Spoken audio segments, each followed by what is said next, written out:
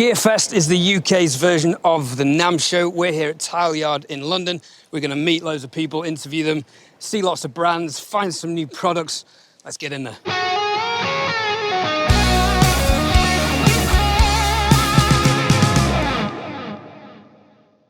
I'm here with Brian from Tileyard, and he is the gentleman who is the brains behind Gearfest UK. Thanks for having us here. Very welcome. What prompted the trade show? Post-COVID last year, I was sitting down having a drink with the guys from Sound on Sound magazine, and I said, I haven't seen a synthesizer or music equipment for 2 years. Music stores were closed, there were no shows happening, and being a music equipment geek myself, I just wanted to see stuff, I wanted to try stuff, and I just wanted to hang out with like-minded people. I wanted to be with my artist friends, the producers, the engineers.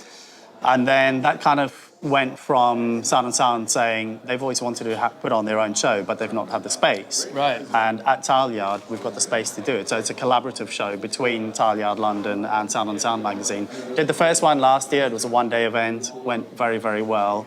Everyone pleaded for us to do it again this year as a two-day event, and the show's just opened today for 2023. And here we are, attracting all the British YouTubers. That's right. Is that a good thing? We'll find out when this video comes out. I think it's a great thing. So what are your aspirations for it? Because I was just at NAMM in April, mind-blowingly huge, sensory overload, it's over the top. This is nicely split up.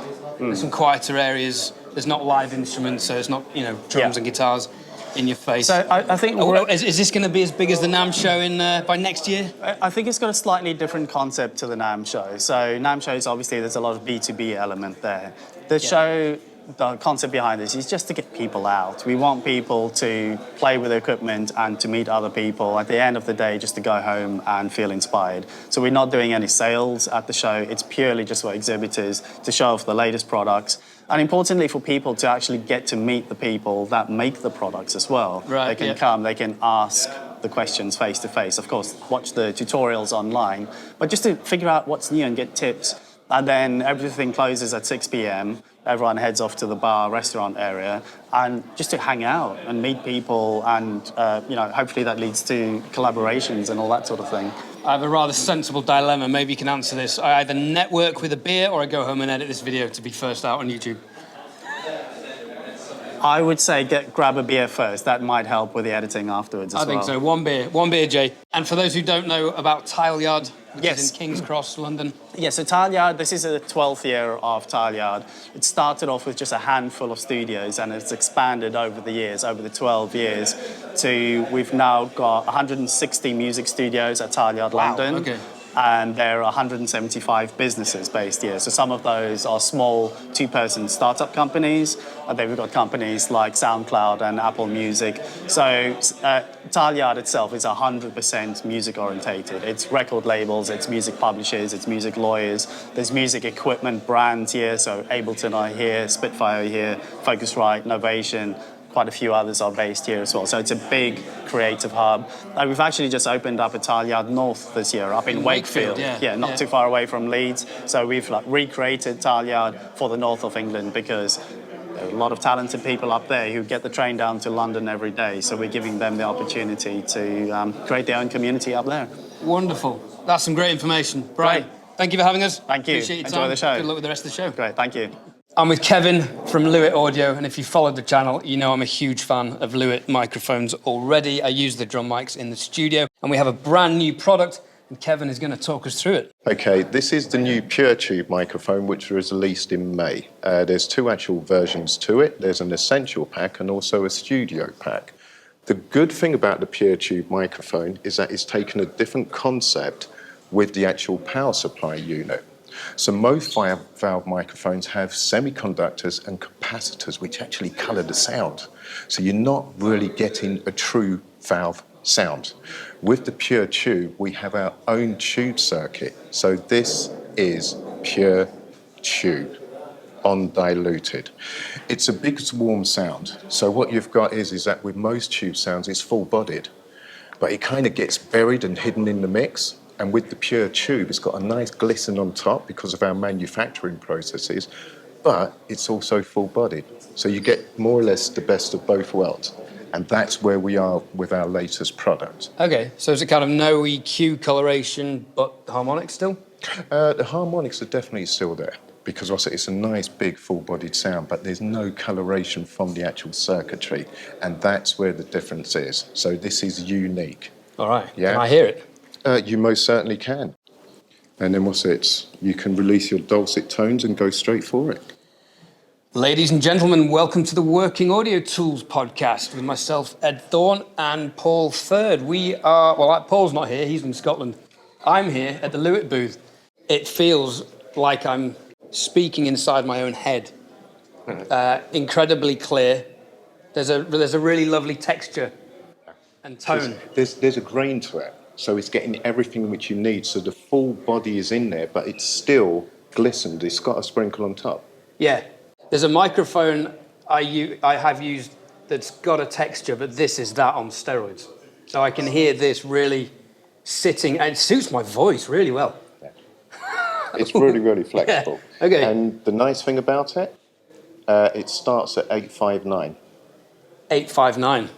859. I'll put links in the description with THOMANN, because we're working with THOMANN for this video. All the products we talk about in this video are going to be linked. You can buy those from THOMANN. It just feels like I'm speaking in my head, resonating. Yeah. You're in your zone. Yeah, but the texture, I can hear that's easily sitting forward in a mix with barely any processing. Beautiful. Love it, guys. Love it. Thank you. Guys, this is Mark from Prism Sound. Prism, I know for the Lyra converters. Okay, yeah. But please explain to my audience, what is the benefit of outstanding conversion? Because everyone talks about it on audio interfaces, and I think actually very few people really understand what it is or what the benefits And very are. few people actually do it. That's the thing. Everyone talks about it, but few really are truly accurate. Prism Sound's ethos is we want to make it our products as accurate as we can, because we think it's really important that people are capturing the sound of the instrument or the voice rather than an artificial sound of a box. No one wants to hear the sound of a converter. You want to capture the sound of that vocalist, the guitar, the violin. Yeah, and so that's really why we focus so heavily on accuracy. Equally, if you're playing back audio, if a mastering engineer, for instance, it's really, really important for them to be hearing what's actually on disc. If they're hearing the sound of the box, it means when they go into another environment, they're going to have been making creative decisions based on parts of the sounds that aren't there. Yeah. So that's really our focus. It sounds really cheesy, but what we aim to sound like is a piece of wire.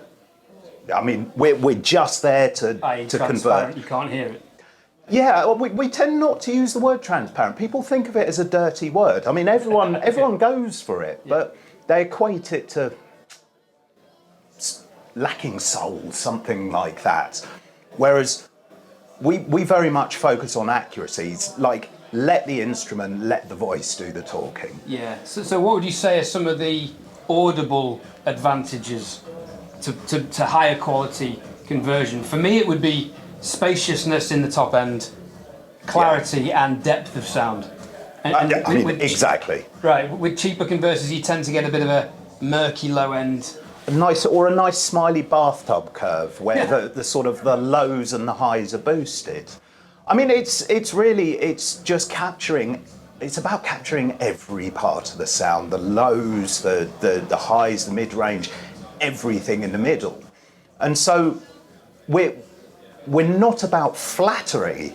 Like, we don't aim to flatter people's sound, flatter people's music. If there are inherent problems or flaws in it, you're going to hear them. And actually, when you're in a studio environment and you're recording a song, you want to be able to hear those flaws, to be able to fix them, because at some point someone's going to listen to that sound on a system that displays those flaws, and if you've not noticed them, that's going to be a problem later on. And I think it's like anything with audio, your mix is only going to be as good as the weakest link in the chain, whether that's absolutely the room it was recorded in, the microphone, the positioning, the playing, the mixing, the quality of the plugins, the conversion, the speakers, the listening environment. So if you can get every element as high quality as possible, the better. Mark, thank you so much for your time. Thank you. Nice to talking to you. Really interesting. Thank you. All right, I'm with Bryn from Audient. Now, if you've watched the channel, you'll know that I'm a huge fan of Audient products. I've got plenty of videos discussing and reviewing the audio interfaces that they're famous for, and they've established themselves really strongly in the market with. You also see some Evos in the back, which I've got plenty of content covering as well. So, Bryn, what's the ethos for the company? Who are you targeting? What's the difference between the Evos and the Audience? I think that in terms of who we're targeting is actually the easiest one. We always find that our customers, while we do design lower range products like the Evos, we're still at the top of that tree. We tend to come in a little bit higher quality and sort of better feature set than a lot of our competitors. Absolutely. It's about giving you a little bit extra. We always say that we're not going to go into a market unless we can bring something new into it. So we're not going to compete purely on price. It's about giving people features that they're going to need and find useful as their career progresses. Like Smart Gain. If you haven't heard of Smart Gain on the Evos, it's an automatic gain system on the preamp. So you play into the microphone and it will set the gain level for you. And it just works remarkably well. Yeah. It's an incredible feature. It's also on the SP8 and the Evo 16. And I've literally repurposed my studio to basically record drums through those, because when you're recording drums on your own, setting gains is a real hassle. I do a lot of drum tracking on my own. That takes out all the hard work and they sound really good. Likewise, another feature we've made standard across all the products now is loopback. Yeah. So if you're doing streaming and things like that, or you want to do online tutorials, makes them very useful for anyone doing the creative side. Not just musicians. We've still got great deep sounding DIs, great sounding mic pre's. The Evos use, as you say, the Smart Gain preamp, which is a different design. The ID range are based much more on our console over here. We use the same ASP mic preamp across all these products as we do over there. And that's like a classic Class A design with discrete components. So it gives you that little bit of vintage-ish sound. It's proper analog, professional circuitry. The IDs and the ASPs are the same preamps, absolutely, yeah. The Evo preamps, which we can put on the Smart Gain, it's very hard, perhaps not impossible, but expensive for us to implement that classic mic preamp with the Smart Gain. It would push the price up considerably. Right. The ASP and the ID products, the people are a little bit more experienced anyway, and perhaps they're more used to doing that themselves. Yeah. Now, if you are recording drums or bands at home and you've got an audio interface such as the 4.4 and the 2.4 and the 1.4, which have ADAT in, there's two great options to expand that. One is the Evo SP8, which has the Smart Gain, and you've also got the ASP 880 and 800, but the 880 has a feature that I really love, which is the impedance switch, variable impedance. What that means is you can match the impedance to better suit the microphones, correct me if I'm wrong. Yeah. And I tried this with kicks, snares and cymbals, and I think I had different impedances across. I think I had high impedance for the cymbals, medium for the kick, and low for the snare. And it just takes the preamps to another level, and having the interchangeability of that was great for tailoring sounds. But let's go from there to the main event, which is where all this comes from, I believe. Yeah, absolutely. Which is the Audient 16 Heritage. Yeah. Now, I'm speaking to a lot of companies about consoles with my career goal studio in mind a few years down the line. Mm-hmm. Sell this to me compared to a Neve or an SSL or an API. When Dave designed the console, he did some really, really quite remarkably clever things. It was one of the first kind of early surface mount designs. So rather than having the vertical replacement channels, he managed to put it all onto sort of like, in this console there's 4 boards and then the mic pre-boards. The design's really clever in that normally what fails when you have a channel that's vertical is the stuff that gets hot, the Class A electronics. And what he did was he put it all on one circuit board at the back, so it sucks in cool air underneath. If ever you've worked on any of those vintage or other large format consoles, you can't leave your hand there for very long. They get really, really warm. There's associated costs with that in just the service, and of course having to run air conditioning much hotter. You know, how quicker things, you know, start to fail. So it's a really clever design, and you know, we've been making these pretty much in this format since we revised with the Heritage Edition. The big brother to this, the 8024, nearly 25 years, I think now. It's really, really unchanged. It's approaching classic or vintage status itself, and we're still making it.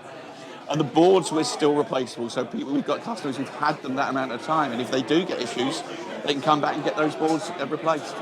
Everything's still current. I know a guy in Sheffield who has one of these, and he swears that the EQs are the best EQs that he's heard. I don't think we talk about the EQs enough. They're very sweet. They're very smooth. You know, if you want to, you know, surgically remove something at 4K with a 96 dB notch filter, do it in a plug-in. If you want to add some girth and warmth to your kick and bass, this is great EQ for that. A little bit of smoke. It astounds me how much the high frequency I put on, particularly with the airband stuff that opens up that top end, particularly on backing vocals and things like that. And it really does open the whole console out and gives it a very, very contemporary sound. Wonderful stuff. So what are these retailing for? This is the HE edition of the 4816. The secrets in the spec-wise is in the numbers. It's actually 48 inputs on mixdown and 16 buses. The HE version retails in the UK for $13,999 plus VAT. This is a completely self-contained unit. It's an internal power supply. It chips in one crate, and it's as you see it. The 8024, the Big Brother, is totally configurable. We've done those up to 72 channels. We do producer's deck options. There's patch bay options. There's the DLC module which gives you automation. And as I say, you can have as many channels as you want. We've got one in, I think it's Oslo Concert Hall, which is 72 channels. You know, it's a monster. I always joke that you could actually land a light aircraft on the meter bridge if you wish to. You know, it's a big desk. But still very, very cost effective. And all the stuff that we learned building these consoles, Dave, you know, our founder here, he originally worked he founded DDA. He's been building consoles for years. One of the first projects he did when he went freelance was designed the console for John Lennon doing the Imagine album. So there's a huge heritage here of stuff and a huge amount of experience. And what we decided to do with the ID range was take all that experience and that functionality that people want in a console and dilute it down into a much smaller format for them. Same quality. You know, you can A/B, it's the same mic preamps, same really, really useful features. We'll pop over there and have a look in a second, but the scroll control we do, the loop back facilities, the clever routing panel, I'm sure you've experienced and used yourself. Yeah, the monitor routings, I think the thing that sells the ID series and the Evos above all the other interfaces in the price bracket. Yeah, I don't understand why other brands aren't doing what you guys have been doing on that for years. Well, it's real world stuff. You know, if you're actually trying to run a recording session, even if it's just, you know, yourself sitting at your laptop and, you know, a friend down the hallway in the guest bedroom kind of with a microphone, you put the quilt strapped around the wall, you know, a recording guitar. You need things like the ability to run talkback to them so you can communicate properly. We use, on the ID range, we use the system mic of the computer as the talkback mic. And that has an assignable button on the front panel. So it does some very clever things that real-world recording musicians need to do. As I say, we don't come into something and just go, oh yeah, us too, we'll do one of those. We always like to bring something a little extra into the game. I think that's what runs through the company. And I believe, from what I've been told, there's lots of exciting things coming later this year. Couldn't possibly say. We can't talk about it. Okay. All right. Yeah, we're not resting on our laurels. Excellent. It's great to see a company not doing that. I won't mention the brand I'm thinking of that does do that. But I'm staying out of that one. Brian, it's been a pleasure. Thanks for talking to me. Nice to meet you, mate. Take care. So we've discussed the big desk. We've discussed the genius of Smart Gain. Now, if you're looking for an audio interface, the ID series is one, as you know, if you've watched the channel, that I recommend all the time. And there's several reasons for that. The preamps sound good, the converters are good, the headphone amplifiers are good. But the new model is the ID24. Talk us through the ID24, because it has some very nifty features. Yeah, the ID24 is I won't say a culmination, but it's a replacement for our original ID22, the first interface we made. But it features all the great stuff that we've learned from the desk. and stuff I know you've covered previously in the videos, like the scroll control with the ID button, so you can actually use that as your mouse click wheel. You've got balanced TRS insert points on the input channels, so you can plug in your favourite outboard compressor. You've got their pre-conversion. Yeah, absolutely. The preamps are pre-converted, so it goes out from the preamp back in. There's all kinds of clever stuff you can do with that, with the routing. Like if you bring the output, you've got an extra pair of line outputs on here. Yep. You've got 6 outputs.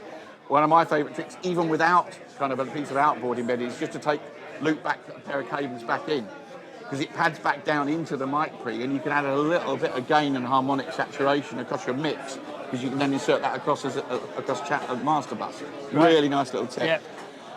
You've got 3 assignable buttons on here, where you've got slightly less on the 4 and 14. So you can assign those to mono or switching to alternate monitors, using one as a dedicated talkback button for the system mic. Additions also over the 14, you've got the ADAT in and out, so you can expand this to be a 10 input, 14 output device. Yeah, and word clock. The word clock I'm a huge fan of, because it means that when you load a session that's maybe a different sample rate to the one you've worked on, it's automatically going to switch the session sample rate on the external converter rack as well. So that's really, really useful. Just one of those pro features that we've kind of innovated. Most popular feature across all the range is the simplest, I think, is with both sizes of the jack socket. That I get the sense of relief I see on people's faces when they go, I've not got to spend most of my life looking for that stupid adapter anymore. We've all lost them. Yeah. And if one headphone output isn't enough, on the ID44 we have 2. Yeah, you got 2 double the high dedicated Z buses. inputs, Double the mic double the input, preamps, double the ADAT input, so you can get a 20 input, 24 output system with 2 of the SP8s. That's a huge amount of power. It's also very popular. We're finding a lot of the synth guys are buying these. Okay. Because they can have these off embedded in a rack somewhere with everything plugged in. Yeah, and then just have all their stuff running. And when synths can be quite wild in their dynamics as well. You start resonant filters and things like that, and it can peak whatever. So the ability to run the smart gain on the SP8 on synths is just as useful as it is with drums. Fantastic, yeah. Guys, if you are looking for an interface, check out the Audience. I'll post links to all my videos in the description for you to go and check out those reviews and comparisons even further. And as always, in this video and the next one, all these products are going to be available via THOMANN, who are kindly sponsoring this video. I'm here with Mark from Present Day Productions, another YouTube channel. Go and check those guys out. They do some fantastic videos. And Mark, I understand you've brought to Tilefest a new set of speakers. Gearfest. What did I say? Tilefest. Tilefest. Or Gearyard. All right, well, Gearyard at Tilefest. well spotted, because that's the what kind we of dyslexic stuff I do all the time with videos and scream at myself. You go, how am I going to fix that? I'm here with Mark from Present Day Productions at Gearfest. And Mark, I believe you've bought a new set of speakers that you've built, designed, specifically for mastering, or is it all-encompassing? It started off with Atmos, so lots of people trying to get into Atmos. Yeah. We were trying to get into Atmos last year. I was using high-end monitors for mastering. You get used to them. Lesser monitors, you can't work on them once you're used to the big boys. Yeah. And I heard a lot of Atmos studios that had fantastic speakers for left and right, and the surround speakers sound like they'd come out of a car door. I might not want to put the kick drum on the ceiling, but I might. So I wanted a full range speaker all the way around the room. So we started designing our own speaker for Atmos, because we hadn't got the budget to go with some of the larger companies. It would have cost 150, 200,000 pounds, which is mental. and with the labels going, we want you to do the Atmos mix. We haven't got any money, but we want you to do the Atmos mix. We just couldn't spend that kind of money. It's ridiculous. Right. So I thought, well, let's build our own. Having never built a pair of speakers before. So a year later, what happened then was we ended up with a really great sounding speaker that I was happy with, that actually replaced my mastering monitors. Right. So it far exceeded my expectations. Technology's moved on a lot in the past few years. Driver technology is fantastic. Then people started coming in and listening, and they said, can you build me a pair? So I thought, okay. So I started building pairs for people. Oh, great. Then some of our YouTube audience got in touch and said, can you build us a pair? Right. So we sort of soft launched them in January of this year. And I think we sold 25 pairs. so far to people. So we thought, okay, well let's do this and bring them here, and everyone can get a chance to hear them. Where are they manufactured them? At our premises in Epping. Oh wow! So, okay. By me, so I make every single pair Really? by hand. Right. Yeah, James does all the electronics and all the digital stuff, all the crossover filters and stuff like that, and I do all the physical cutting panels and gluing them together in tandem with the channel and with the with studio. the mastering business. Ooh, yeah, you guys must be busy. 3 full-time jobs at the moment, which is fun. Fantastic. And can we hear them? Of course you can. Yes. Excellent. So the idea is we wanted to do a monitor that was upgradable over time because you know what it's like buying and selling gear all the time. You lose money. So you can start off with the base model, which is the black ones there, which have got a silk mid-dome driver and a silk tweeter. Then you can upgrade to the middle ones, which have got a beryllium mid-driver and a beryllium tweeter, so you get much greater kind of detail out clarity of at those. the top end, yeah. So for mastering, really, you'd want the berylliums. For day-to-day mixing, tracking, stuff like a lot of studios do, I'd recommend starting off with the silks because the amount of detail in there is fantastic, but they just give you an extra sort of 10% on top. Yeah. And you can upgrade everything. So the amps we've put in a separate box, so those are bolted to the back of the speakers, but if you want to put the speaker somewhere where you can't get power easily, you can take the amp off, just put it in a standard 19-inch equipment rack and just run a single cable to the very smart, to the speaker. We're also working on a two-way, which is that one, so that'll be great for Atmos use. Again, for a ceiling speaker, so you can have the amplifiers in a server rack or somewhere separately, put all those together and then just run a single speaker to the cable, and you haven't got to run power up to the ceiling and all that. LCD display on that? Kind of stuff. Yeah, LCD display again on that. So the display gives you the logo, clearly. The logo, yeah. Yep. And it'll also tell you lots of information about the speaker. So should it overheat, we haven't managed to get one to overheat yet, and I've tried, believe me. There'll be a temperature warning, and then it'll just back the volume off a few dB. It tells you what your level is. It tells you what input you're on. So if you've got something plugged into an AES input and a different source plugged into an analog input, you can switch over just using the remote. You haven't got to fiddle round behind the speaker. They can be configured with your own user-definable EQ. So if you know you've got a 60 hertz problem in your room and you need to dip 60 hertz 3 dB, you can do that in the software, and then you can save that as a preset in the speaker, and then you can just use the remote again. So you've got DSP to flip between you. and remote controlled.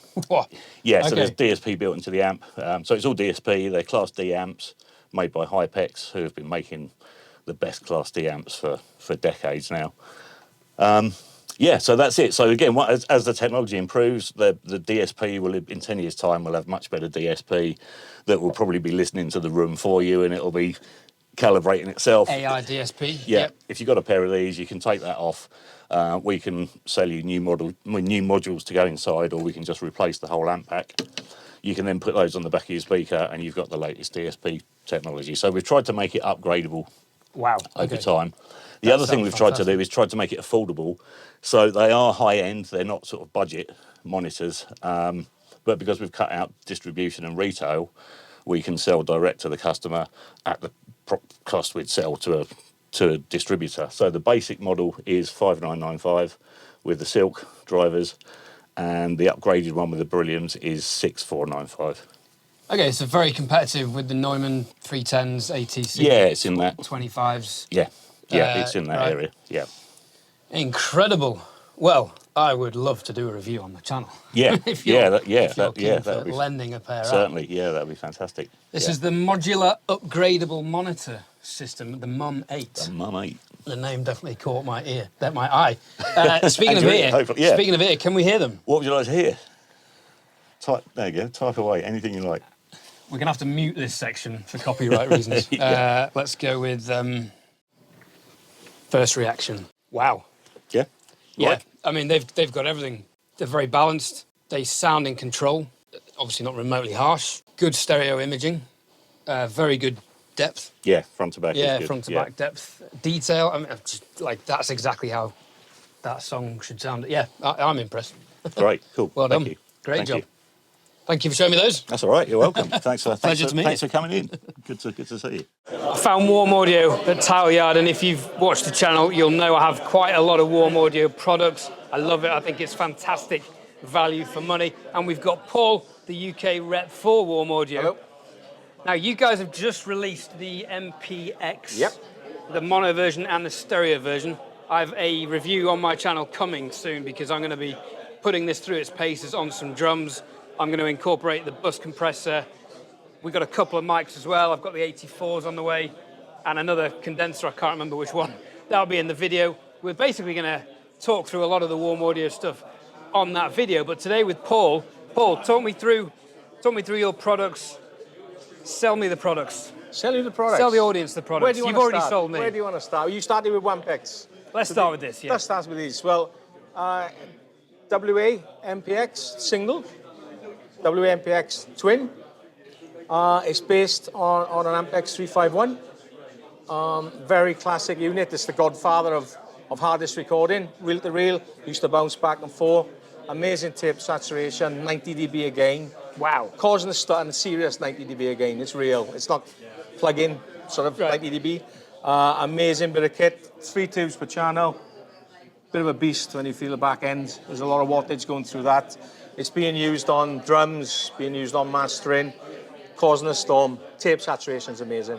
And new from us here, we have the Centavo, which you'll know what that is if you're a guitarist. You'll know. This is our Centavo, which is a very famous pedal. Very hard to get hold of. Talking 3,000 to 5,000 on eBay for a genuine Centavo or genuine clone. Comes with a Jeff Beck mod. All perfect, as perfect recreation. What does the Jeff Beck mod do? I'm not a guitarist, so right, I'm the Jeff guitar Beck mod, illiterate. It gives it better mid and low ends. Gives it a far fuller sound, if I can put it How that way. does it do that? It's a Jeff Beck mod, I can't tell you that. Okay. Right. And he can't tell us. The Warm drive, again, that's not the new one. That's based on the Zen drive. Then we have the Mutation Phaser, which is brand new. In large format, we've done the version 2. And then this is the ODD, the version 1 of again, another sought-after pedal that's been faithfully recreated by Warm. So these two are brand new, literally launched maybe 1 month ago. Oh, fantastic. All right. Yeah. And microphone-wise, this is causing a bit of a stir. It's The WA800. Yeah, it's a great microphone, great vocal mic. Again, if you want an original, you're talking a lot of money. This is a faithful recreation, very high-end, great vocal mic. Fantastic. And in the racks, I've got the WA2A, the 76. They basically live on my vocal chain. Yep. Good man. Just for the money, that I think they're brilliant. Yeah, it's Bryce, the owner and founder of Warm, basically developed these products, and he faithfully recreates, and he does spend time tuning them, so they're very, very close to the originals. And on this side, preamps. Yep. I had a WA73. Yeah. And I've still got the 412s, and my drums go through that. I've not tried the Tone Beasts, though. You need... what's the difference between all these three for our viewers? They're all perfect recreations. As I said, if you've got the 73, you know what it does, or the 73 EQ. You will know what a 4112 is, the line. They're just great products, great value. Yeah. And true to originals. Yeah, and very close, in my experience. Very close to the originals. As I said, Bryce... Young, the founder of Warm, he actually builds these. His desk is amazing. You walk in, I walked in his office maybe a year or a bit more ago, and the WAMPX was just a pile of cables and bits and pieces, and it was like, what's that, you know? And it's a WAMPX, and that's the end result, you know. A year to 18 months later, there it is. So he's very hands-on. It's not outsourced or whatever. He has his hands on everything. Yeah, because you guys get custom parts made, don't you? Like transformers and... If we do, if we can't source the originals, then everything we do is done totally to recreate the original as much as we can. Yeah. But normally we'll try and find, you know, if a unit's used the Cinemag transformer, we'll use the Cinemag transformer. We'll use, you know, the same tubes. We don't go to... You know, for Chinese tubes or anything like that, we try and source as much original as we can. Have you been over to the Warm studios? Oh, yes. Because if you guys can watch the studio tour... Please check out the video on the Warm studio. It's insane. Unbelievable. Yeah, as an engineer, it's insane. And you can get all this stuff on THOMANN? Yeah, for sure. Everything's available. Paul, thank you very much. No, appreciate it. Thank you for your time. We're here with Luke at SSL here at GearFest UK. Now, you guys have become pretty well known for these door controllers. Yes. And let's end on that one, because that's particularly interesting. Cool. Talk us through each one of these for the audience who don't know what these are. Yeah. Give me the prices, because I think they're more reasonable than people expect. I will, so we'll start off. So over here, we've got our 8 fader motorized DAW bank. So 8 faders that is bankable, just to go through our track. 100mm motorized fader with solo, cuts and selects. We can control pans, sends, automation, plug-in control off the V-pots. We can control 3 different layers of DAW simultaneously. So kind of turning the DAW into a console. That is the primary idea, hands-on control of every DAW facet that you can get your hands on. We can also navigate around our session using the controls here. We can turn this into transport control, writer automation from here. We're working in Pro Tools, Logic, Ableton, Uendo Cubase, Pyramix, Luna, Studio One, and Live. And there are more coming down the way. We're updating this software every couple of months. So we're doing more implementation with different DAWs, more implementation with different plugins. So lots to come. This is something that's being developed continuously. Now, how does that talk to your DAW? Because I would imagine what little I know about MIDI or DMX control for lighting, you'd have to assign everything. Is there a protocol? Is it a Mackie protocol, I believe?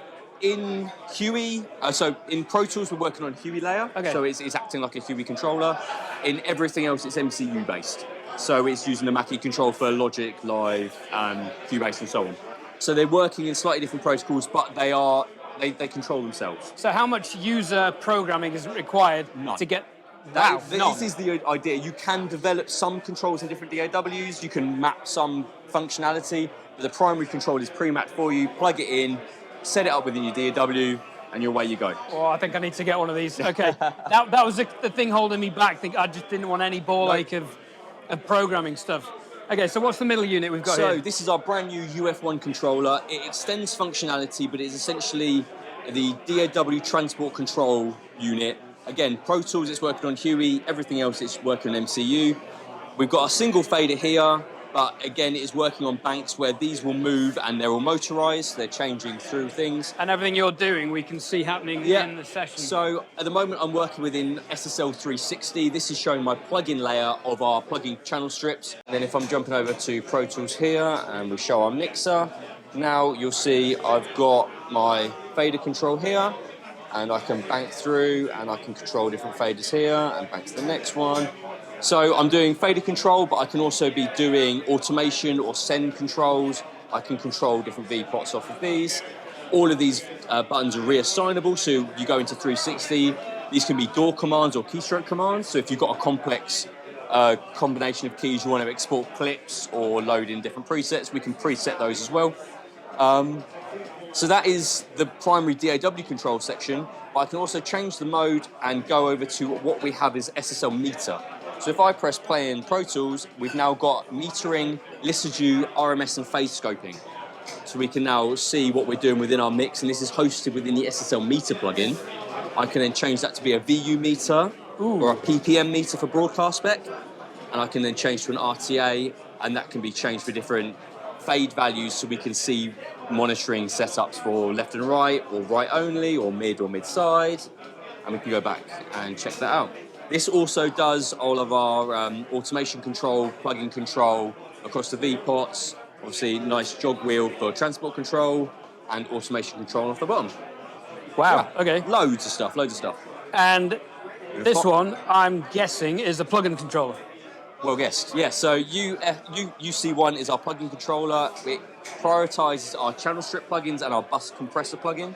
So whatever plugin you load up of the channel strip into your DAW will automatically be recognized on here, and we just dial through the plugins.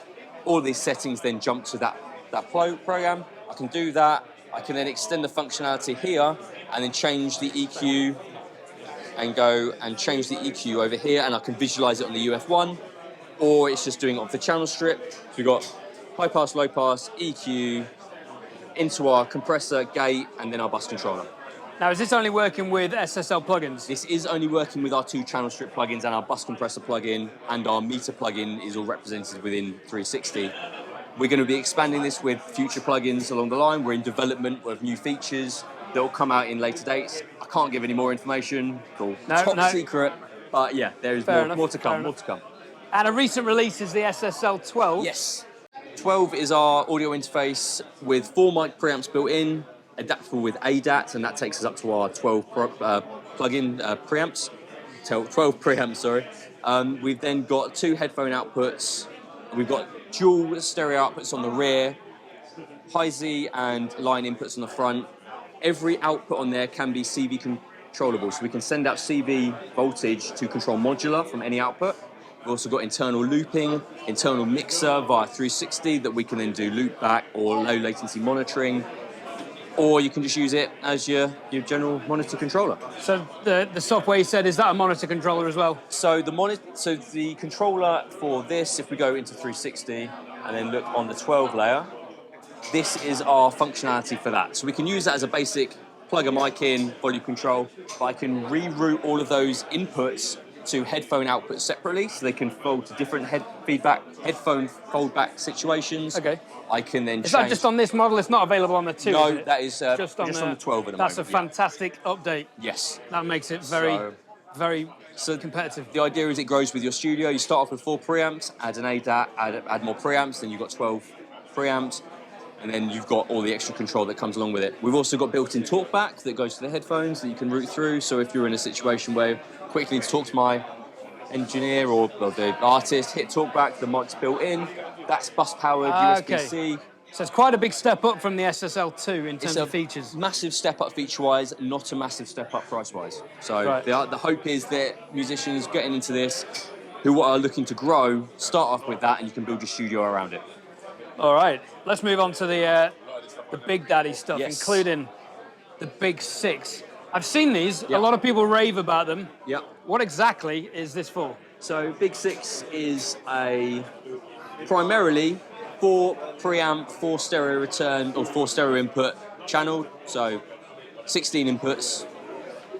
It is an audio interface built in as well. So you've got 4 mic pre's through 2 stereo cues, EQ on every channel, and then you've got compressor built in, so based on a G-series compressor. So 1 knob function goes into your fader that then goes into your DAW, record the channel, fold the channel back, and then do your analog summing in reverse. So the idea is track through analog, record it into digital, print back in analog, sum on your same console simultaneously. We've also got inserts on the 4 mic pre's, inserts on the master bus, external summing from extra sources, send control, all TRS on the back. So really flexible. Maybe if you're summing loads of synths together, if you've got a big studio that you're trying to sort of break down into a nice sort of cohesive control surface, this is the way to do it.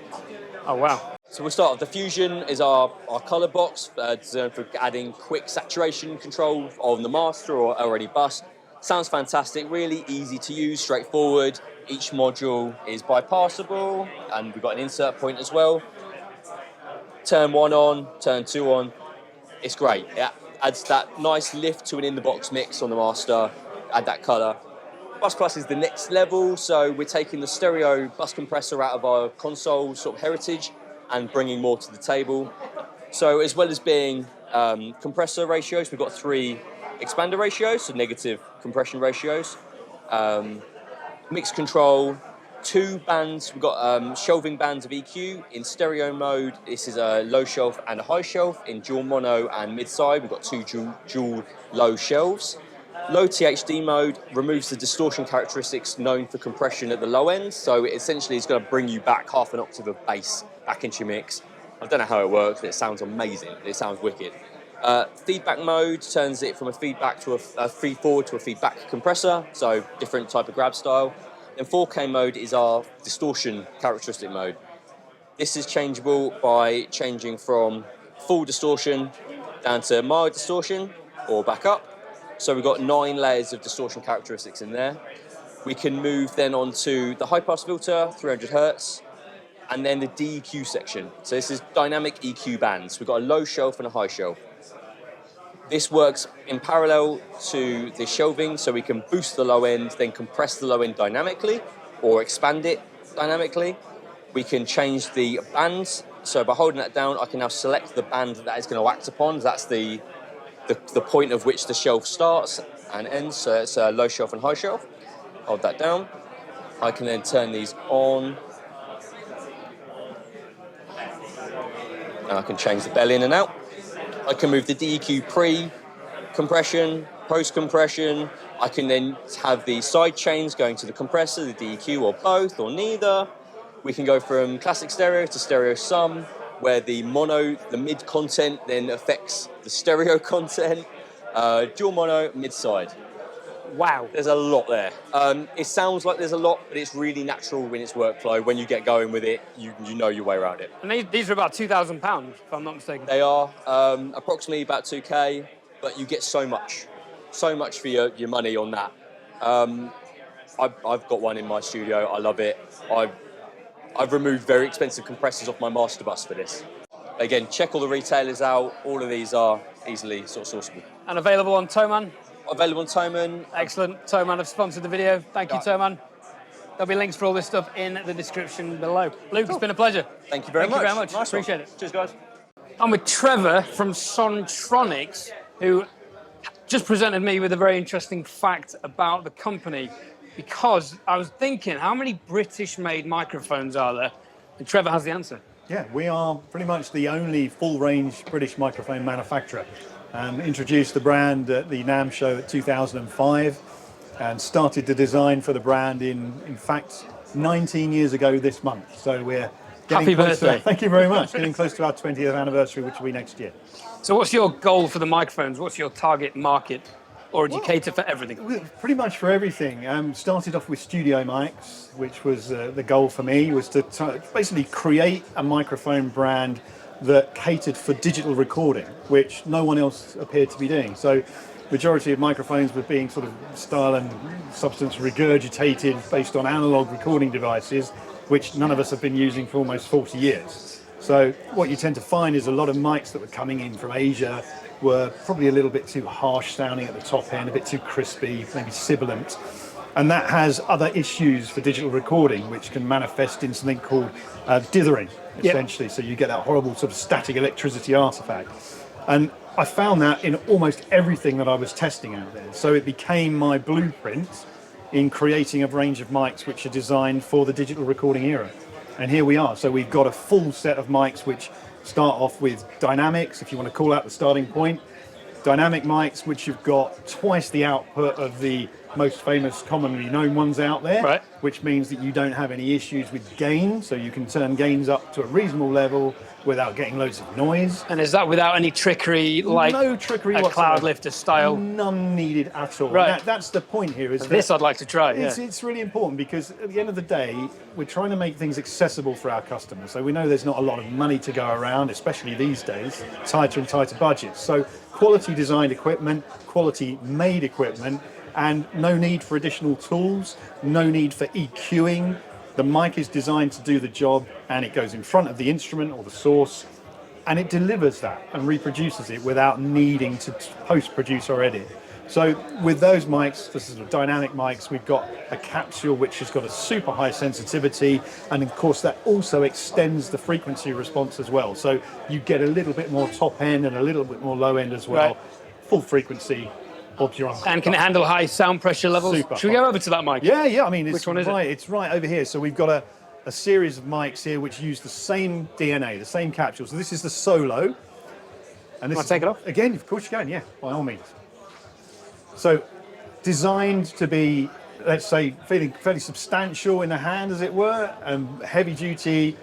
Engraving here is laser etched into the body, so that will never come off, which we found in the past through various prototypes, that painted microphones, you've got guys and girls wearing lots of rings and jewelry, and the mic gets scratched to pieces. So this is laser engraved, laser etched, military grade anodizing, will never scratch or dent. So you've got a mic that's going to last.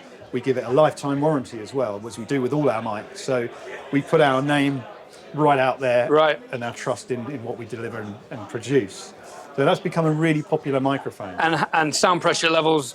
You can handle anything. Right. Usually with a dynamic microphone, no one measures sound pressure levels because there's no electronics inside to overload or distort. But it can cope with anything. So kick drum, we put a lot of those in brass instruments as well. So trombones, tubas, the like, it can cope with that super loud sort of transient blast. Is this set up so I can hear it? Yeah, that's already going. So you can check that one out in a moment. And then following on from there, we've got over here the Halo. The Halo I designed specifically for guitar amplifiers. So I'm a guitarist myself, and I found often, you know, there's a standard mic that gets put in front of guitars that's been around for a very, very long time, and every single person has to EQ that microphone to get it to sound how they want. So I wanted a mic that wasn't just a handheld mic in front of an amp, because to me that looks boring. So I designed this sort of vintage retro style, but inside, once again, we've got the same capsule we use in solo. So super high output.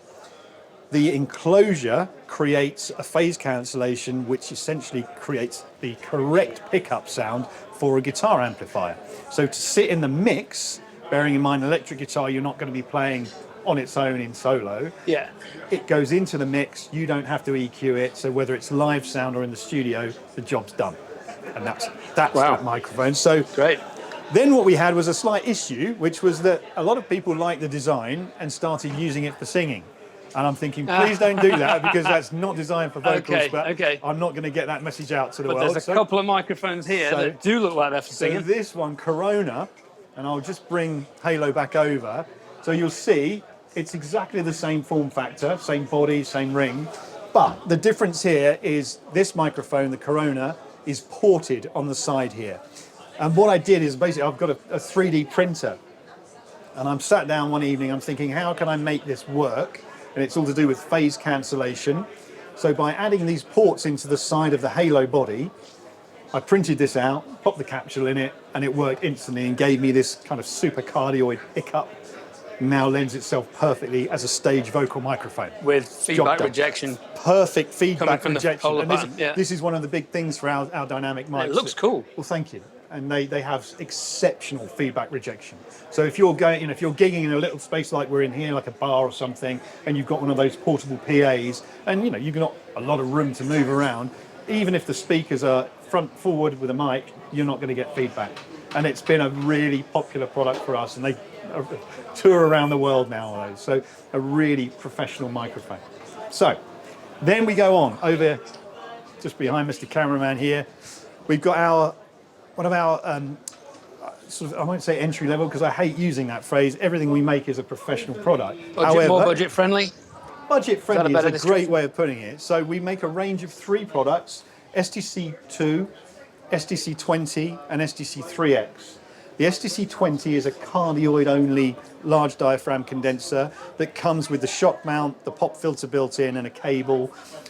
That's no switches, no pad, no filter. That's the beginning, and that's the sort of DNA starting point.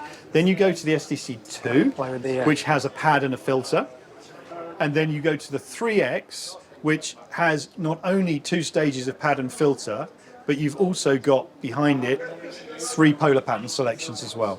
So this is a really great microphone to, if you're getting into your, if you've had one of your sort of beginner large diaphragm condenser mics, this is the step up, the upgrade, basically. Moving on from there, we then get into higher level design, but also electronic components as well. So the Orpheus large diaphragm condenser, as you can see here through the grill. Great looking microphone. Thank you very much. Well, I'm really inspired by Art Deco, and when I think about designing, I always picture it in a black and white photograph in the 20s or 30s, and just imagine, would it look out of place in that image? So that's the kind of image that I'm trying to present and create. However, physics is the law. I can't ignore that physics is the master of what I'm doing. So an enclosure like the Halo, for example, creates a specific frequency response. If I'm looking for a more generic response, then I have to think about how the design is created around that capsule. So you've got this big open basket here, the head grill. This is designed predominantly, originally, for acoustic guitar. And the idea being that an acoustic guitar, when you listen to it, it's, as a player, it's the sum of not only the projected sound, but the reflections in the room. Yes. You're projecting from the sound hole and you're hearing back reflections as well. So you've got resonance there and you've got reflections too. So this picks up all of those reflections in the room and gives you an incredibly natural tone. It's got an extra couple of functions. So you've got the 3 polar patterns here: cardioid, figure of 8 and omni. And then you've also got a -10 dB cut and a +10 dB boost. which is a very unusual function. And that means that you can actually move the mic away, almost double the distance from where it was beginning, flick that in, and it picks up more ambience as well as the direct sound of the instrument or source. So it just gives you an extra function and a sort of creative function too. What's driving the plus 10 dB? And in fact, the circuitry in here is incredibly hot, high output. So we've got a very, very low distortion, high output circuit. And we've just got that sat in the middle there as a bass, and then it gives us the function to boost it or cut it without adding any extra noise. Okay, so is it like 0 is actually minus 10 and minus 10 is actually minus 20? Actually, 0 is plus 10. Okay. And then we've actually got a minus 10 and then minus 20 for argument's sake, which is most common on other microphones. Even we have it on our own pencil mics. But as a feature, that's way too hot to start off with. Right. But it actually gives a nice function, as I say, increasing the ambient environment too. So it's a creative tool. Over drums, drum overheads, these microphones I think are perhaps the best in the world. They just zoom in and pick up every single detail. So wow. Very proud of that mic. It's been a super one. Voiceover Fantastic. as well. Amazing for voiceover art. Wonderful. Picks up every detail. Here we have my new baby, which is the Saturn II, the second edition of our renowned Saturn mic, which was originally launched in 2010. We had issues with components becoming redundant and obsolete, which caused us a great problem. And it took me nearly 6 years to get the circuit redesigned so that we could bring the mic back to life again. This time it is a digitally controlled circuit. So what we've got is an IC, an integrated circuit controlling the voltages going to either side of the capsule. So you've now got precision here. These LEDs light up. You've got the same 5 polar patterns we had on the original Saturn. So omni, subcardioid, cardioid, figure 8, hypercardioid and figure of 8, but also intermediate. So as you move, one click, and this is an encoder this time, not a mechanical switch. This is now giving you an additional 4 intermediates, so 9 polar patterns in total. 2-stage pad, 2-stage filter, a Swiss Army knife of a microphone that will work on anything. And that's just about to launch now. We're just in the process of making them in Poole in Dorset in the next weeks. Wow, wonderful. So watch this space. So what we have here is our 2 valve microphones, or tube microphones if you're anywhere outside the UK. First and foremost is Aria. This was our very first go-to vocal valve mic. So specifically cardioid only, no fancy functions or anything, but designed to give you that perfect silky smooth valve tone. Modelled on anything in particular? Nothing. Or and just... that is the most important thing for Sontronics. We don't try and emulate anyone else's sound. So it's been an interesting journey to create and forge our own signature, but that's what we've done over the last 19 years. It doesn't sound like anyone else's microphone. So hopefully that helps, and the guys that use this, they know what we're about. And this microphone has found its way in pretty much every professional studio in the world. It's this underground word of mouth has really got this rolling. It's a special, special mic. We work with some of the highest grade components, electronic components you can find. And in electronics, you've got what's referred to as a tolerance in the component's value. So you might have plus or minus 10%, plus or minus 5%. Yeah. With the original Aria, we worked with 5% components, which showed an amazing change in quality. Everything sort of tightened up a bit, and the circuit became a little bit more solid and predictable. And then I thought, what happens if we go to 1% components, which are super expensive and quite rare, and obviously not a lot of companies will use those because of that cost. But we did it, and so we put them into Mercury, and Mercury is basically a variable pattern valve microphone. So it has a continuously variable control, and you can take the polarity from omni to cardioid to figure of 8 and anything in between. So it enables you to really fine-tune where you want that pickup to be. The results were just possibly one of the most precise valve mics on the market. Incredible value for money, incredible precision in a stereo pair, just heaven. And in fact, following on with the success we got from this, we upgraded the components in the Aria to 1% as well. So now we've got 2 of the most phenomenally precise valve mics available on the market today, and still priced incredibly reasonably. I mean, it's £11.49 including VAT for Aria, and around £15.99 for the Mercury. And we also do what we call Mercury VE, the vintage edition, which is the same microphone but with a Mullard vintage new old stock valve. So the valve itself is new and unused, but in fact comes from Royal Air Force stores from the 1980s. So you're looking at a valve that can be any more than 40 years old. Oh, wow, okay. But the quality, the thing that it does is very, very, just an ethereal acoustic harmonic thing. It's so unbelievably subtle, but it's there. It's an incredible tone. And then finally, pretty much there, is our range of ribbon microphones. So you have the Sigma, you have the Delta over there, and then in the middle is the Apollo 2. And very simply, trying to explain these, the Sigma they're phantom powered, so all three ribbon mics are phantom powered, which means that you've got that traditional ribbon sound, but you've got no issues with gain, which was always the issue with the old dynamic ribbon microphones. So you needed loads and loads of gain. These days, basic audio interfaces just can't give you that without lots of hiss. It's not the fault of the interface, it's just technology's moved on. So what we have here, you can plug this in, phantom power, and you only need as much gain as you would use on a regular condenser microphone. The Sigma is designed for acoustic instruments, woodwind instruments. The Delta is designed specifically for high SPL instruments, so guitar, electric guitar cabinets, and trumpets, trombones, brass instruments that give a big old woof of air. You can see it's much more robust. You can't see through the grill because it's protecting that ribbon just that bit more. Yeah. But they're incredibly robust microphones. And also great for vocal work, speech and vocal work. If you're looking for that classic sort of smooth, silky jazz voice without having to EQ something, the ribbon mic is perfect. Always use a pop filter, very important, and always use it about 5 inches, 6 inches, 20 centimetres, 15 centimetres away from the grill, because it won't do anything if it's any closer. I see it so often where you see a pop filter up like that on a mic, it's doing nothing and destroying your capsule or your ribbon. So always, rule of thumb, that far apart from the grill. Very important. Great advice. Last one here is the Apollo 2. This is a very special mic.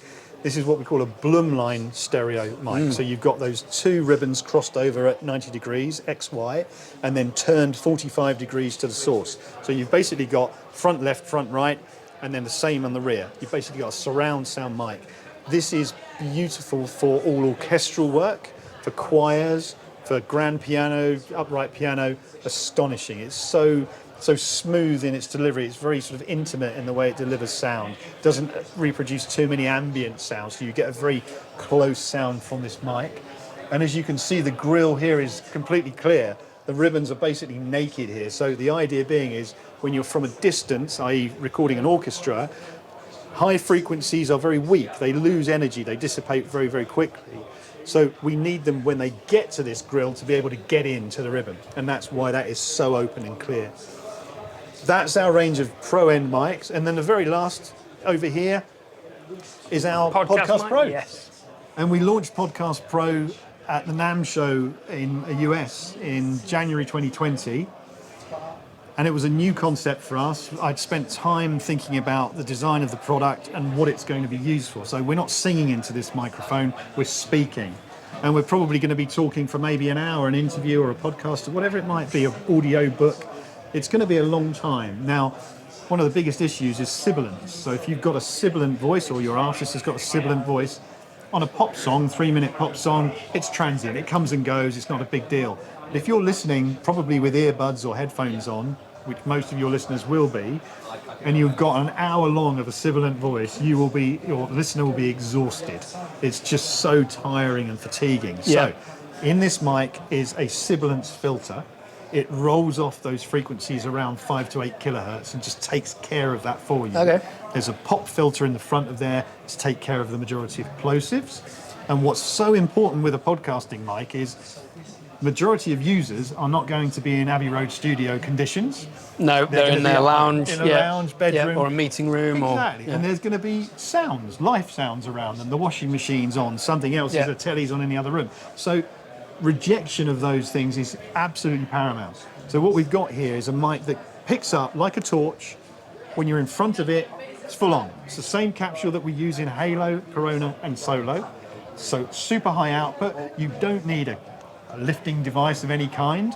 It's £99. On-axis response is amazing. The minute you step away from the mic, nothing. Same thing from the back and the sides of the microphone, nothing. It's got the highest... Sounds like it'd make a really good live microphone. It is. And you know what? Some people actually do take them out gigging because you're in a pub or a club and all it's picking up is you. Yeah. No feedback, no... Is there as much side rejection on that as there is the... There's even more. Even more on that, There's is what I even meant, more. yeah. And you know what? I can hold a solo upright, vertically in front of the speaker and it won't feed back. So it's incredible. The solo as a live mic, astonishing. This, in terms of a live environment, we could be doing a podcast now and we wouldn't be picking up each other across the table. We wouldn't be picking up the sounds around us. It's just picking up that vocal. So a really important mic. Amazing. Speaking of podcasts, check out mine and Paul Third's podcast, The Working Audio Tools with Produce Like a Pro. Link in the description. Are these available on THOMANN?